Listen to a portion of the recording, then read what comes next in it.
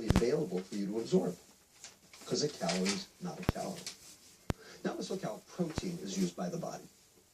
Now, all foods have to be metabolized into chemical energy. And when it comes to protein, like meat and fish and eggs, in order to make that process work, you have to actually prime the pump. You have to put in a little energy in order to get a lot of energy out. So you lose more energy, because a calorie is not a calorie. Now let's look at how fat is used by the body. Now the physics says that all fats are 9 calories per gram.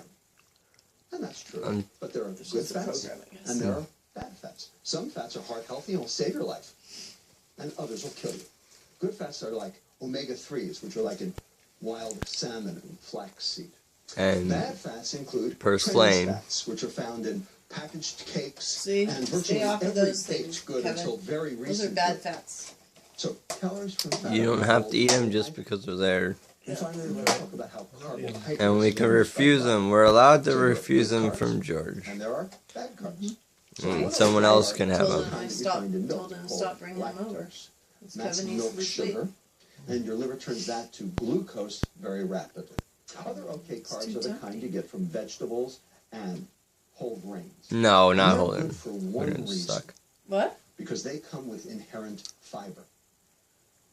But processed food, that's loaded with refined carbohydrates, and there the fiber's been removed. And they're not so good. So refined carbohydrates include all the different kinds of starch, which are found in breads, rice, pasta, potatoes, without the fiber. White food, right?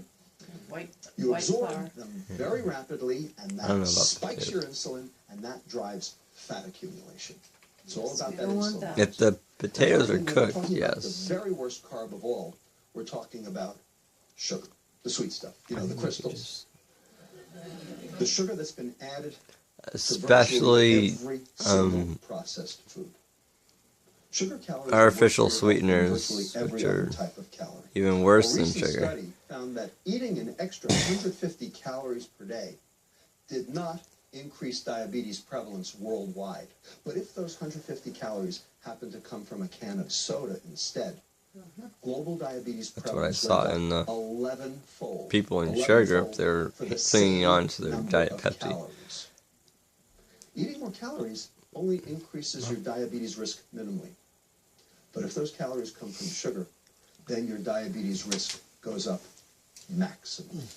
Because a calorie is not a calorie. While calories from other sources can contribute to weight gain, calories from sugar uniquely contribute to the type 2 diabetes epidemic. Sugar in your food means fat in your liver, and eventually type 2 diabetes once your internal metabolic function is overwhelmed.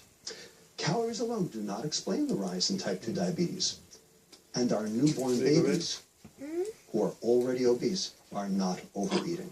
This is why we know that obesity is not our fault. Our children and our grandchildren are being born that way, with extra fat to start, and it's not their fault. How weird. And it's not our Your fault. phone must have been Okay, so whose fault is having it? problems with something. So it's our processed food environment which is at fault. Now, today, we can't control what the food industry does.